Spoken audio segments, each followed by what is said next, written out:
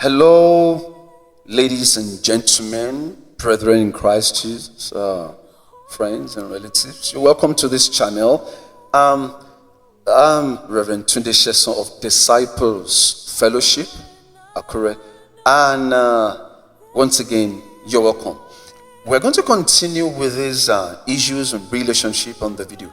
Please, before I start, I want to urge us all to please like the video, because when you do that, you make it to go viral, and comment if you want to, if you have any question, and please help us to follow this page on YouTube channel, Disciples with an apostrophe, Disciples Movement, okay? And please push the notification button so you get to be alerted if any video like this is freshly uploaded.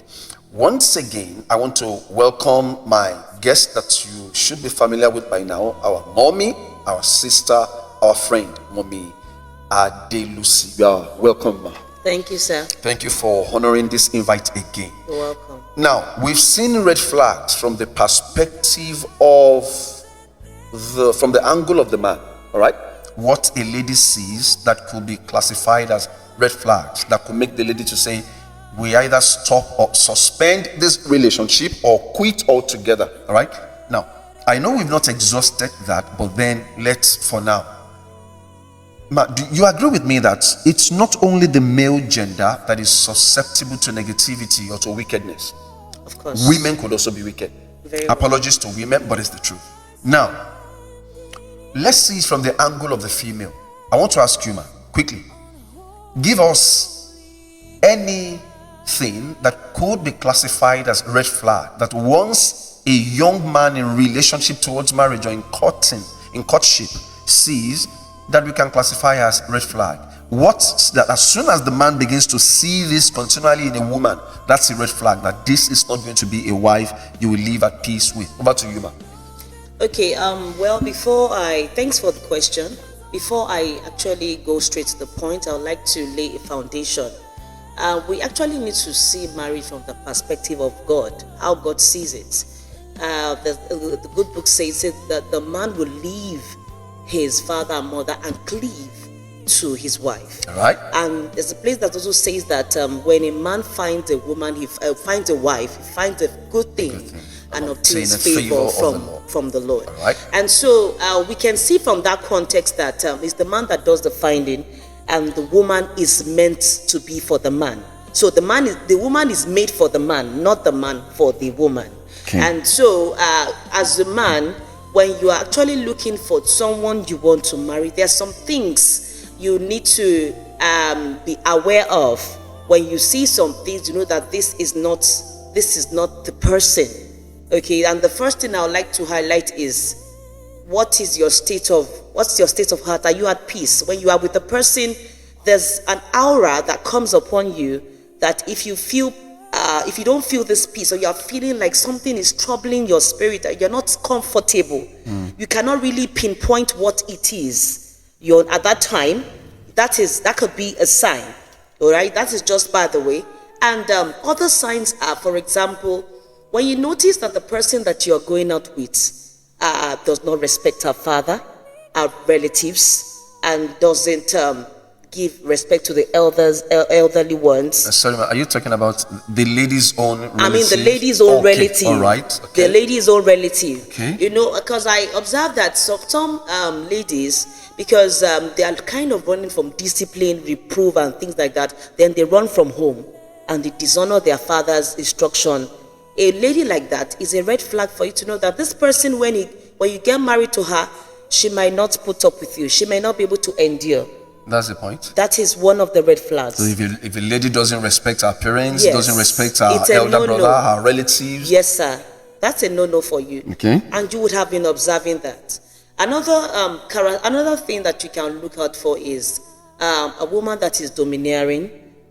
She kind of want to control things. She kind of trying to manipulate. That's a point. That as a man, that's one thing men never get to put up with. when the man wants to be in charge. Yes, Sorry, when the woman wants to be in charge. All the time, she wants things to be done in her own way. Okay, because as a man, you have a vision, you have a call from God, and you have a vision, you have something you have to achieve. So the moment the lady wants it her own way, not your own way, or doesn't buy to the vision or the goals that you want to fulfill in life, it's a no-no. That means you are on different pedestal. Sorry, must say that again. Something struck me just now. The moment she doesn't buy into what you want to do with your life. The moment the lady you are dating doesn't buy into your vision, doesn't, okay, you are saying, okay, maybe I want to be a pastor, or I want to be an engineer, I want to do this, I want to do that.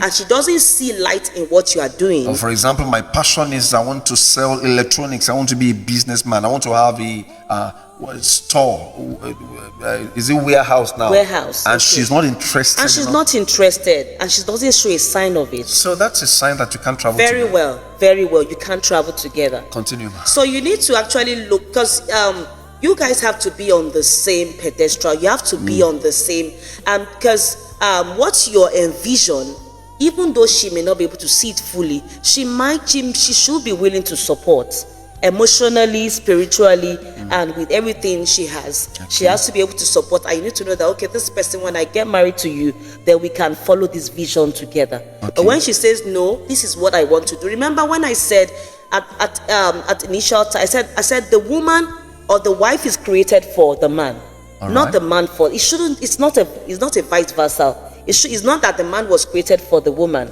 And that is why a place says her desire will be of her husband. So it is what the man wants to achieve that the woman should try to support and should submit to. Thank you very much. Yes, sir. Ma, I've heard stories of women in marriage slapping the husband. I'm not talking about the man beating the wife now. That one is a very popular thing.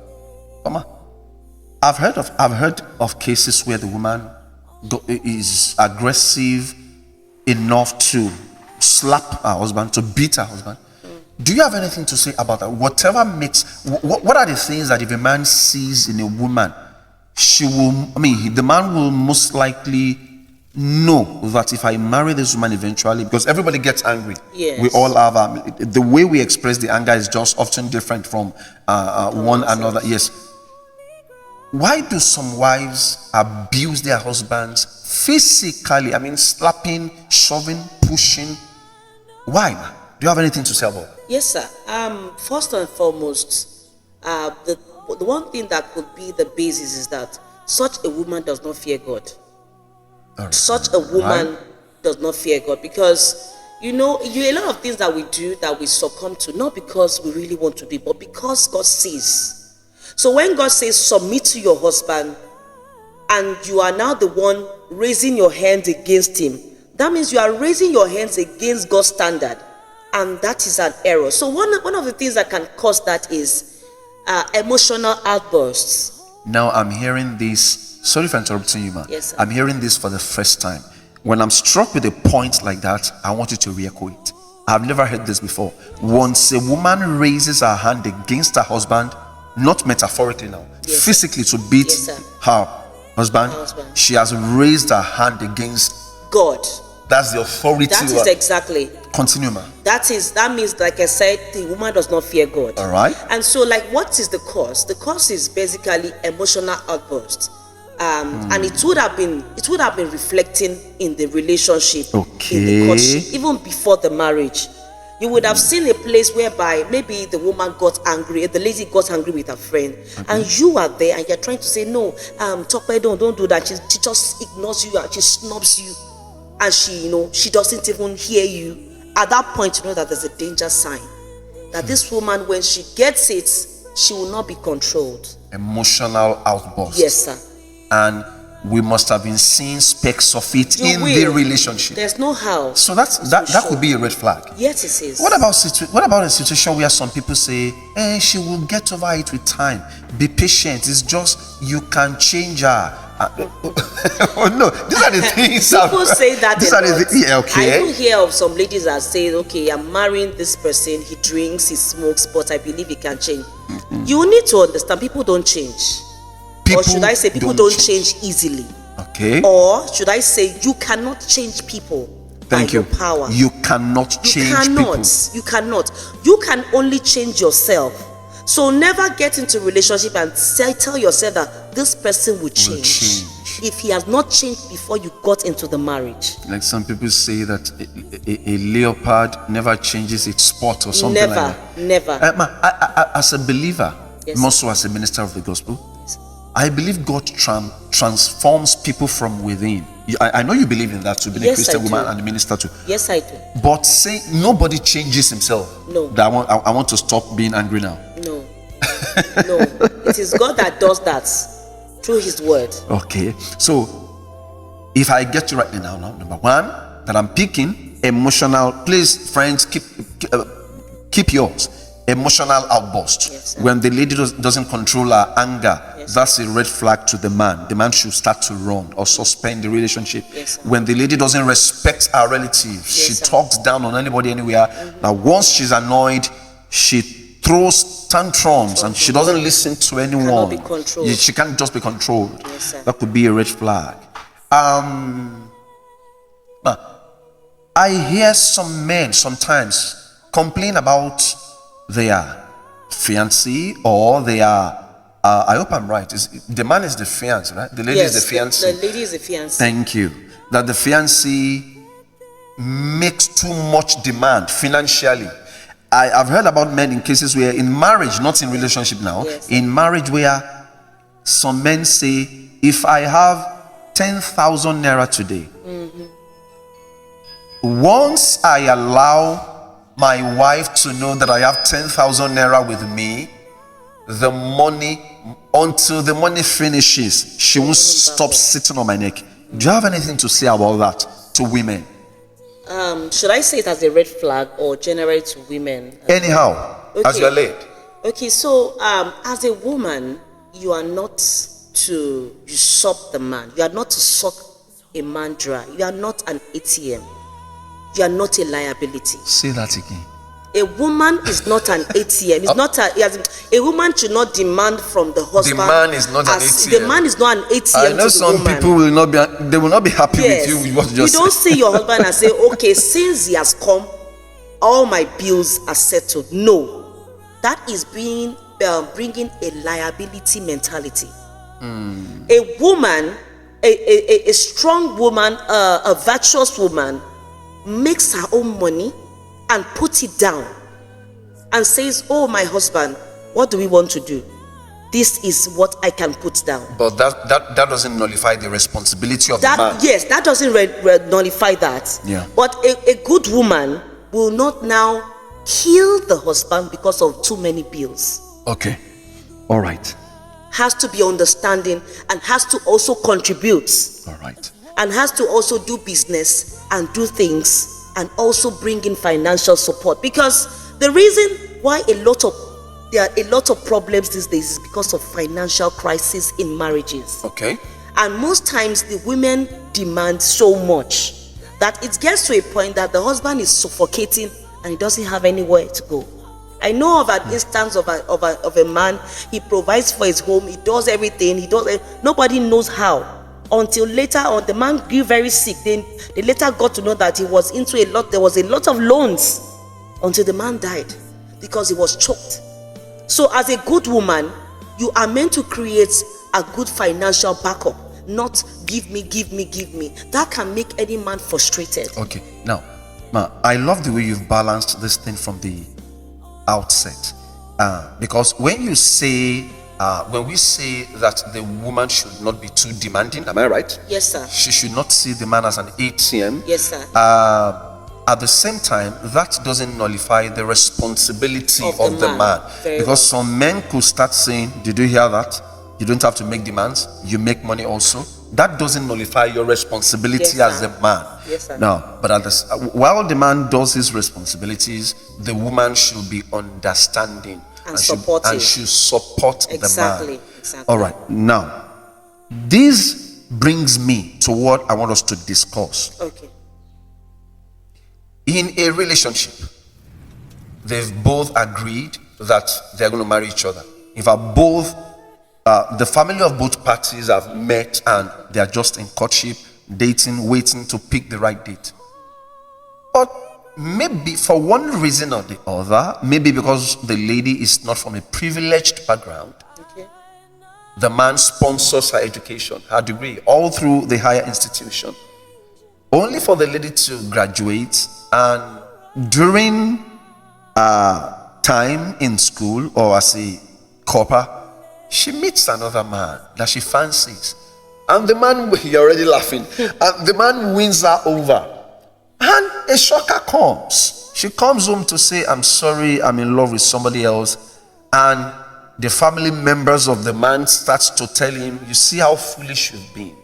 You sponsored her education, you did this, you did that. Ma, my question is this: how far should a man go in assisting a woman in relationship? They are not yet married.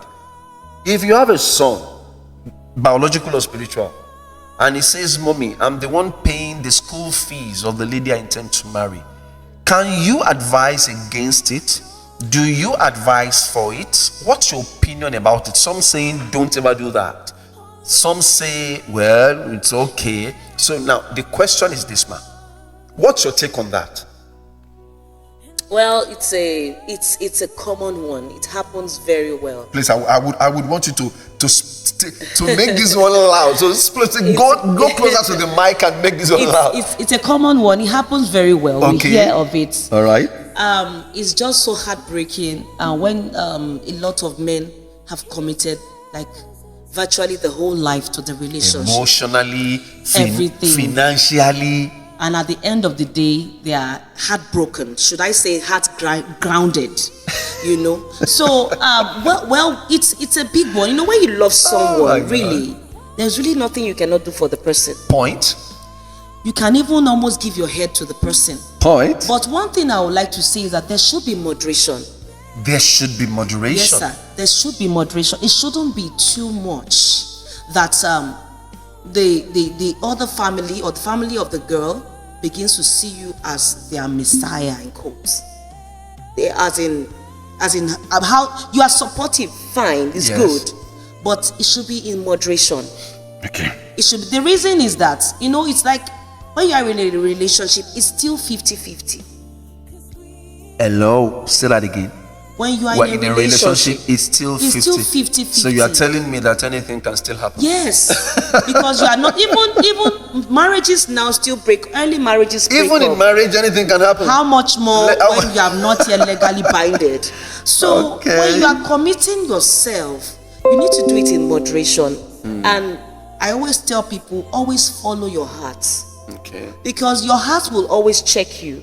Okay. And that's why when people make big errors in life, maybe you want to have a business transaction, Okay. and it's going to go bad. Something will tell you not to do it. All right. So your heart that can never deceive you will always tell you that that's too much.